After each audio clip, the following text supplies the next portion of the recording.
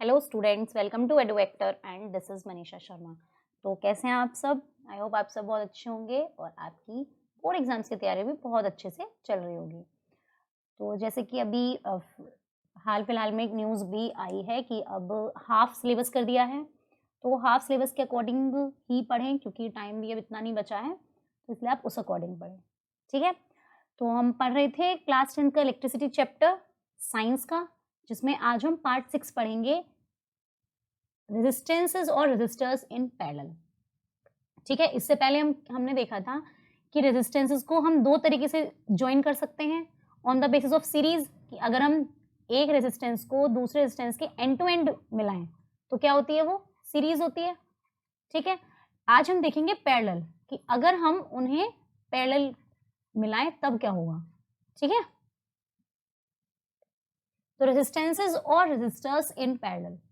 तो सबसे पहली बात ये है कि जो भी हमारे पास रेजिस्टेंस निकलता है रिजल्टेंट, सीरीज में हमने देखा था कि क्या होता है, इंक्रीज होता है। मींस टू से आर हमारे पास R1 प्लस R2 आया था, ये हमने सीरीज में प्रूफ किया था। तो पैरेलल उससे बिल्कुल अपोजिट है। क्लियर? तो क्या होता है कि जो इसमें रेजिस्टेंस जो रिजल्टेंट निकल के आता है वो क्या होता है, sum of reciprocals of all the individual resistances. Means to say what, अब देखो सीरीज का खत्म करके सिर्फ अभी फिलहाल हम पैरेलल का ही पढ़ेंगे। ये हमारे पास क्या हुआ, एक रेजिस्टेंस। मैंने आपसे बताया था कि अगर एक ही एंड पॉइंट से, अगर एक ही एंड पॉइंट से या दो एंड पॉइंट से मिलकर जा रहे हों और उनके एंड पॉइंट क्या हो रहे हैं, डिवाइड हो रहे हो, मीन्स टू से एक से ही था और एक ही पे, इन दो के बीच में ही सारे रेजिस्टेंसेस हैं, तब क्या होते हैं, वो पैरेलल में होता है। ठीक है, मानो अगर हमने R1 R2 R3 इस तरीके से लिए हैं, तो इसमें बोला गया है कि पैरेलल का मतलब ये होता है अगर हम रिजल्टेंट रेजिस्टेंस को क्या करें, रेसिप्रोकल होता है उनके सम का, 1/R1 प्लस 1/R2 और प्लस 1/R3, ये होता है पैरेलल का। आगे समझ में? इसका मतलब ये the reciprocal of the combined resistance, जो इसका रेसिप्रोकल निकलता है पैरेलल्स में, connected in parallel, is equal to the sum of the reciprocals of all the, sum किसका होता है, रेसिप्रोकल जितने भी रेजिस्टेंसेस होते हैं। अब ऐसा क्यों होता है और इसे हम प्रूफ कैसे करेंगे, ये सब इस वीडियो को लास्ट तक देखें, तब तक हम इसमें सब चीजें बताएंगे। ठीक है, आया समझ में? मीन्स टू से सिंपल सीरीज कहेगा तो R is equal to R1 plus R2 होता है, और अगर वो पैरेलल कह रहा है तो 1/R क्या होता है, रेसिप्रोकल होता है उनके सम का। क्लियर? ये दोनों चीजें क्या हो गई, अलग अलग हो गई। ठीक है, तो सीरीज हमने बहुत अच्छे से देखा है। अब आप लास्ट तक वीडियो को देखें बिना पोज या बिना एग्जिट किए, तो इसमें आपको लास्ट तक पैरेलल में पैरेलल रेजिस्टेंसेस हम किस तरीके से कनेक्ट करते हैं, उसका प्रूफ कैसे होता है, कैसे ये पैरेलल इक्वल आते हैं, वो सब आपको इसमें देखने को मिल जाएगा और समझ भी बहुत अच्छे से आएगा। ठीक है, अब इसमें है कि when the number of resistances, अब एक चीज आप बताओ कि आप किसी चीज को नॉर्मल, अगर मैंने आपको बोला कि 3 और 4 है, अगर आपने उसे नॉर्मली ऐड करा है, आप इसे रेसिप्रोकल को, अगर हम इसे छोड़ें रेजिस्टेंस को, अगर हमने 3 और 4 डिजिट दे दी, आपने उन दोनों को नॉर्मल ऐड किया तो 7 आया, लेकिन अगर आप इनके रेसिप्रोकल को ऐड करेंगे तो ऑब्वियसली कम आएगा ना वो। तो कहने का मतलब ये है कि सीरीज में हमने देखा था कि अगर हमने दो रेजिस्टेंस को कनेक्ट किया है सीरीज में, तो उनका जो रिजल्टेंट रेजिस्टेंस था वो इंक्रीज होके हमें मिला है। क्लियर? ऐसे ही सेम अगर हम पैरेलल में दो रेजिस्टेंसेस को जोड़ते हैं तो हमें उनका जो रिजल्टेंट होता है वो लेस मिलता है। क्या मिलता है? लेस मिलता है। किससे? जो सबसे छोटा वाला होता है उससे भी लेस मिलता है। क्लियर? इसका मतलब ये है कि जब हम दो रेजिस्टेंस को एक दूसरे के पैरेलल में, दो रेजिस्टेंसेस को जब हम एक दूसरे के पैरेलल में ज्वाइन करते हैं, दो या दो से ज्यादा कुछ भी, ठीक है, तो अब आप इसमें एक चीज देखेंगे कि इसमें जो करंट आएगा वो इसलिए होता है, मानो ये मैंने यहाँ पे वोल्टेज लगा दी, बैटरी लगा दी, अब इसके अंदर जो करंट था वो आई जा रहा था, तो करंट यहां जाने के बाद 3 जगह टूट जाएगा। सीरीज में ऐसा नहीं था, इसमें क्या होगा कि करंट आपका 3 जगह स्प्लिट हो जाएगा, 3 जगह टूट जाएगा। ठीक है, सेम करंट उसमें नहीं जाएगा, इसमें कुछ अलग करंट जाएगा, इसमें अलग जाएगा, इसमें अलग जाएगा, वो डिपेंड करेगा इसके रेजिस्टेंस पर, कितना रेजिस्टेंस उस हिसाब से करंट जाएगा। हमने पढ़ा था V is equals to IR, ठीक है, और I इज इक्वल्स टू कितना पढ़ा है, V अपॉन R।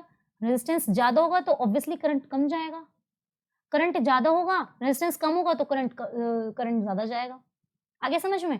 तो इसलिए ऐसा इसलिए होता है क्योंकि हमारा जो करंट है वो स्प्लिट हो जाता है हर वायर में या हर सर्किट में अलग तरीके से। ठीक है, इतना आगे समझ में? इस चीज को और एक्सप्लेन करेंगे, अभी धीरे धीरे समझ में हर चीज आ जाएगी। अब फॉर द रिजल्टेंट, जैसे हमने 2-4 बातें पैरेलल में जब हमने सीरीज में लगाए थे रेजिस्टेंसेस, जब ध्यान में रखी थी, अब हमें कुछ पैरेलल में ध्यान रखनी होती है। क्या है कि जब number of resistances are connected in parallel, then the potential difference across each resistance is the same. क्या होगा? पोटेंशियल डिफरेंस सब जगह सेम होगा, which is equal to the voltage of the battery applied. ये मैंने आपको बता रखी है। मैंने आपको बताया था कि जो ये जैसे अगर हमने इसमें वोल्टेज इसमें अलग अलग दिया तो इसमें हमने क्या करा था? अलग वोल्टेज दिया था। इसमें हमने क्या किया था? अलग वोल्टेज दिया था। लेकिन अब वोल्टेज सेम ही जगह जा रही है। ठीक है, तो अब इनमें तीनों में वोल्टेज सेम ही जाएगी। सॉरी। ठीक है, अब next, when a number of resistances connected in parallel are joined to the two terminals of a battery, then different amount of current उसमें क्या होगा? इसमें करंट अलग अलग जाएगा। वो इसलिए कि देखो एक चीज, इसमें करंट 3 जगह स्प्लिट हो जाएगा लेकिन वोल्टेज सेम रहेगी जो कि इसके इक्वल आएगी। आया समझ में? आगे इतनी बात समझ में? सीरीज में क्या था? सीरीज में करंट सेम था, वोल्टेज डिफरेंट थी, और इसमें वोल्टेज सेम है, करंट डिफरेंट होगा। अब एक चीज और, ये दोनों चाहते तो एक दिन में समझा के खत्म भी कर सकते थे, लेकिन ऐसा इसलिए नहीं किया गया जैसे आपको स्टेप वाइज स्टेप एक एक चीज आ जाए। और अगर हमने कल सीरीज खत्म कराया तो आप उसे सीरीज को बहुत अच्छे से अपने दिमाग में बिठा लें कि हाँ अब हमारा सीरीज खत्म हो गया है और अब हम क्या करने वाले हैं? हम पैरेलल कर रहे हैं, तो बिल्कुल अलग स्टेट ऑफ माइंड लेके चलें। ठीक है, आपके जितने भी डाउट्स सीरीज और पैरेलल को लेके वो सब खत्म हो जाएं। ठीक है, तो बस नॉर्मल एक ही बात ध्यान रखना कि अगर वो पैरेलल की बात कर रहा है तो करंट हमारा स्प्लिट हो जाएगा, लेकिन अगर वो सीरीज की बात कर रहा है तो उसमें हमारा वोल्टेज स्प्लिट होगी। किस तरीके से होगी वो सीरीज की हम बात कर चुके हैं, अब हम देखेंगे जब वो पैरेलल में होते हैं। तो combined resistance of resistances connected in parallel, आप 2 लेना चाहें 3 लेना चाहें, it is all up to you. ठीक है, अब हमें इसमें फॉर्मूला जो है ड्राइव करना है। कौन सा फॉर्मूला हमें इसमें ड्राइव करना है? कि 1/r is equals to 1/r1 plus 1/r2, और आप 3 भी लेना चाहें या 3 के लिए या 2 के लिए, जिसके लिए भी आप लेना चाहें वो कोई प्रॉब्लम नहीं है उसके लिए। ठीक है, तो नॉर्मल सी बात ये, सबसे पहले हम बनाते हैं फिगर। फिगर क्या कहती है? ठीक है, इतना हुआ। ये हमने बनाया दूसरा रेजिस्टेंस, हम 2 के लिए बना रहे हैं, 3 के लिए ऑब्वियसली 3 के लिए बनाएंगे, 2 के लिए नहीं बना रहे हैं। ठीक है, बहुत ध्यान से, इसमें एक हमने यहाँ से बीच में, तो ये आपको क्या मिल रहा है? पैरेलल मिलेगा। कैसे मिलेगा? अब देखो, ये एक ही एंड पॉइंट से स्प्लिट हो रहे हैं। ठीक है, अब यहाँ से ये हमने लगाई, मैंने आपसे बोला था स्टार्ट होती है प्लस से और एंड होगी किससे? माइनस से। क्लियर? इतनी बात आ गई समझ में? अब जरा इसकी थोड़ी सी नामकरण कर लेते हैं। अब ये था हमारे पास V वोल्टेज, यहाँ से करंट निकला I, बहुत ध्यान से देखना, करंट I था। अब करंट को 3 आगे 3 लाइन मिली है, अब वो इसमें भी जाएगा, इसमें भी, इसमें भी। ठीक है, एक रेजिस्टेंस था मेरे पास R1, दूसरा था R2 और तीसरा था R3। ठीक है, तो करंट ने सोचा चलो थोड़ा पार्ट मैं अपना इसे दे देता हूँ, थोड़ा पार्ट इसे, और जो बचा हुआ है वो इसमें। समझ में आ गया? तो करंट यहां जाते ही 3 जगह टूट गया। करंट क्या हो गया? 3 जगह जाकर स्प्लिट हो गया। जहां पर भी आपको इस तरीके से सर्किट मिले कि स्प्लिट हो रहा हो, जहां पर एक वायर से बहुत सारी वायर्स जुड़ी हैं लेकिन करंट को तो तीनों में जाना है। ठीक है, तो वो यहां पर जाकर स्प्लिट हो गया। वोल्टेज हमारे यहां से यहां तक V ही है। ठीक है, और टोटल रेजिस्टेंस भी हमने देख रखा है, यहां से यहां तक कितना है? R है। क्लियर? अब जब वो यहां पर इस पॉइंट पर आ जाएंगे तीनों, I1, I2 और I3, यहां पर वापस फिर जितना करंट निकलता है उतना ही वापस जाता है। आगे इतनी बात समझ में? पॉजिटिव से चलना स्टार्ट करेगा और नेगेटिव में आकर वापस आता है। बस ध्यान रखना है कि I इसके तीनों के बराबर हो जाएगा। ठीक है, अब देखो क्वेश्चन को एक बार और थोड़ा सा ध्यान से, हमने क्या करा कि हमारे पास 3 रेजिस्टेंसेस थे, R1, R2, R3 तीनों एक दूसरे के पैरेलल में हमने पहले लगाए, ठीक है। एक 2 पॉइंट ले लिए हमने, कुछ भी पॉइंट ले लो, A और B इनके बीच में लगाए हैं, क्लियर। अब उसमें हमने क्या करा, एक वोल्टेज लगा दी बैटरी V वोल्ट की, क्लियर है, इसके जो भी कॉम्बिनेशन में है। तो इसमें पोटेंशियल डिफरेंस मैंने आपसे क्या कहा था, दोनों में सेम जाता है। ये दो बातें में ध्यान रखनी है कि करंट डिफरेंट होता है और पोटेंशियल डिफरेंस सेम जाता है। इसमें पोटेंशियल डिफरेंस गई हमारी V, तीनों में सेम, क्लियर। अब जो करंट था वो 3 जगह टूट गया, वो सेम नहीं जाएगा, वो स्प्लिट हो गया हमारा 3 जगह। कौन कौन सी जगह स्प्लिट हुआ है, I1 में, I2 और I3 में। तो तीनों में अलग अलग करंट जा रहा है, कि हम कहेंगे R1 में करंट I1, R2 में I2, R3 में I3। अब एक बात आप देखो, ये जो तीनों हैं ये गया तो इसमें से होगा, मीन्स टू से अगर इसने कहा कि मुझे 10 वोल्ट है मेरे पास, तो ये अब ये जो तीनों लेके बैठे हैं I1, I2, I3, ये 10 से ज्यादा थोड़ी ना यूज कर लेंगे, ठीक है। ये 10 वोल्ट यहां तक भी 10 था, यहां पर टूटा है अलग, ठीक है। यहां से बाहर निकला फिर वापस 10 निकला, तो इसका मतलब ये हुआ कि ये जो हमारा I है ये हमारा इसके टोटल इक्वल होगा, ठीक है। क्या हो गया, इसके टोटल इक्वल होगा, मीन्स टू से जो हमारे पास ये I आया है अब, तो हम ये कह सकते हैं कि I is equals to I1 plus I2 और प्लस I3। आगे इतना समझ, ये हो गई हमारी इक्वेशन फर्स्ट, इतनी बात आई समझ।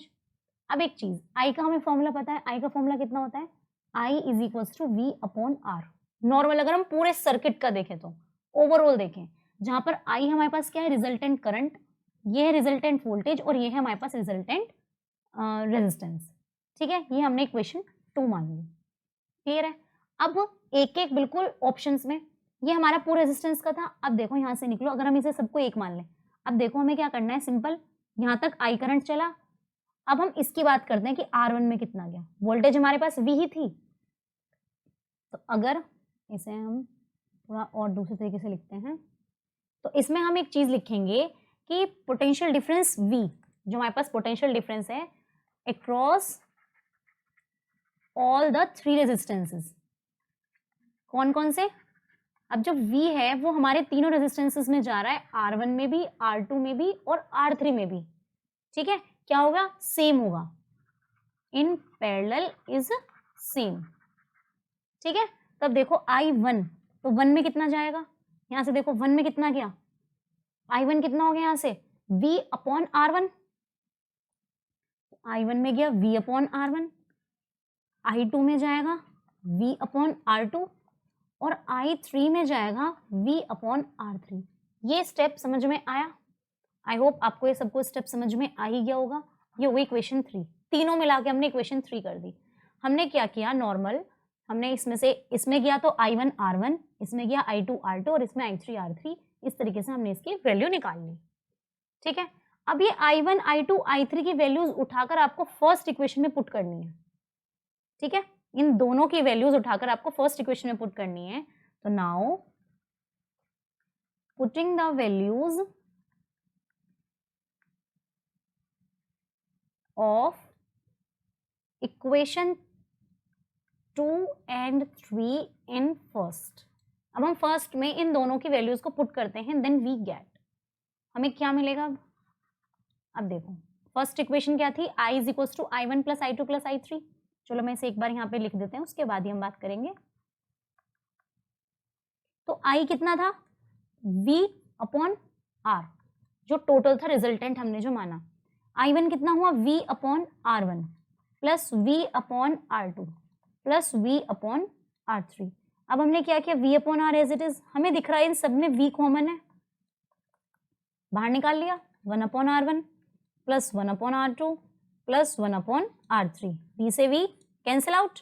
तो हमारे पास यहाँ पर बचा है 1 upon R is equals to 1 upon R1 plus 1 upon R2 plus 1 upon R3। इसीलिए हम ऐसे ही नहीं कह देते हैं कि अगर रेजिस्टेंस पैरेलल में लगे हों तो उनके रेसिप्रोकल का सम रिजल्टेंट के रेसिप्रोकल के बराबर होता है। क्लियर है, इतनी बात आई समझ में। इसीलिए ऐसा होता है क्योंकि इसमें करंट को हम देखेंगे और उसमें वोल्टेज देखते हैं, उसमें वोल्टेज V1 प्लस V2 से करना था, इसमें आप इसमें 2 रेजिस्टेंस के लिए, 4 के लिए, 5 के लिए, जितने के लिए चाहो उतने के लिए बन जाएगा। ठीक है, अगर आपके पास 2 होते तो I1 R1 I2 R2, यहाँ से आपके पास ये खत्म, यहाँ से ये खत्म। तो अब आई डोंट थिंक कि आपको समझ में ना आया हो। जितना बस इतना ध्यान रखना, जितना करंट बैटरी से बाहर जाएगा उतना ही करंट एंटर करना है, चाहे उसे बीच में किसी को कितना भी देना पड़े। लास्ट मोमेंट पे उसे अपना करंट वापस चाहिए, चाहे तुम रखो, चाहे तुम रखो, चाहे तुम सारा रख लो। R1 को हम सारा दे देते हैं, कोई दिक्कत नहीं है। हो सकता है हम R1 R2 को देंगे, हम नहीं मान रहे कि हम R3 को दे ही नहीं रहे हैं, या इनमें ऐसा हो जाए कि R1 कम ले रहा है, इन दोनों को ज्यादा दे रहा है, उससे कोई फर्क नहीं पड़ता। उसे सिर्फ इतना पता है बैटरी को, अगर मेरे अंदर से कितना आई करंट बाहर निकला है तो मुझे वापस आई करंट ही चाहिए, चाहे उन्होंने कहीं पे कितना भी करंट कंज्यूम हुआ हो। क्लियर है? तो जो हमने प्रूफ करना था वो हम प्रूफ कर चुके हैं। तो रिजल्टेंट में हमारा जो पैरेलल में होते हैं resistances 1/R is equals to 1/R1 R2 R3 जो भी है। क्लियर? अब इसी चीज पे एक क्वेश्चन सॉल्व कर लेते हैं, नॉर्मल है। Calculate the equivalent resistance, equivalent कहे या आपसे वो बात करे रिजल्टेंट की, both are same. Clear? when two resistances of 3 ohms and 6 ohms are connected in parallel। अब उसने कहा है कि भाई दो रेजिस्टेंसेस, ठीक है, ये थोड़ा ज्यादा अलग हो गया है। उसने कहा है कि ये दोनों अगर किस में हो, पैरेलल में हो तो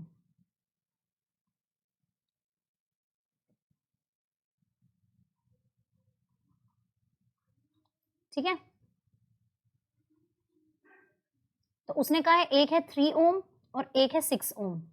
तो मैंने कह दिया कि चलो भाई R1 है 3 ओम, ये ओम का सिंबल है। मैंने कहा R2 है 6 ओम। अब उसे चाहिए कि दोनों को पैरेलल में हमने लगाया हुआ है, तो हमें क्या चाहिए, रिजल्टेंट रेजिस्टेंस चाहिए। ठीक है, हमारे लिए तो बहुत आसान है। तो हमें पता है 1/R is equals to 1/R1 plus 1/R2। अरे आगे तो है ही नहीं, तो हमें आगे चाहिए ही नहीं है। क्लियर? अब वैल्यूज पुट करेंगे, 1/3 plus 1/6 1/R, 1/R is equals to, अब यहाँ तो सबको पता है डायरेक्ट नहीं करना, 2/9। एलसीएम लेंगे, एलसीएम इसमें आएगा 6, 3 2 जा और 6 1 जा।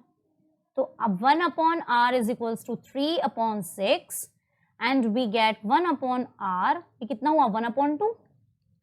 ठीक है, अब इनको वापस से रेसिप्रोकल कर दो तो R इज इक्वल्स टू 2 ओम। तो ये आ गया कितना रेजिस्टेंस, रेसिप्रोकल। अब देखो एक चीज, हमने फर्स्ट पॉइंट पे चलते हैं अपने वापस से, जो हमारा सॉरी सेकंड पॉइंट पे तो उसमें बोला गया था, नहीं यहाँ पे नहीं है, वो कहीं तो था, ये रहा, कि जब नंबर ऑफ रेजिस्टेंसेस पैरेलल में कनेक्ट होते हैं तो जो हमारे पास जो रिजल्टेंट आता है वो रिजल्टेंट क्या होता है, स्मॉलेस्ट इंडिविजुअल रेजिस्टेंस से भी लेस होता है। अब हम इसमें यहाँ पर प्रूफ देख लेते हैं इसका। देखो कैसे, हमारे पास एक 3 था एक 6 था, इन दोनों में स्मॉलेस्ट कौन सा है, 3 है, तो इससे भी कम आया ना रिजल्टेंट, तो पैरेलल में ऐसे ही आता है। ये तो सिर्फ एक नॉर्मल था, आपको इस चीज से ध्यान की जरूरत नहीं है, बस एक नॉर्मल आपको ये बात प्रूफ की गई है। ठीक है, तो आई होप समझ में आ गया होगा रेजिस्टेंस इन पैरेलल। और कल हम फिर इससे आगे का टॉपिक पढ़ेंगे, जो भी इसमें आगे होगा, आई थिंक आगे इलेक्ट्रिक पावर या कुछ ऐसा है। तो thank you so much, thank you all of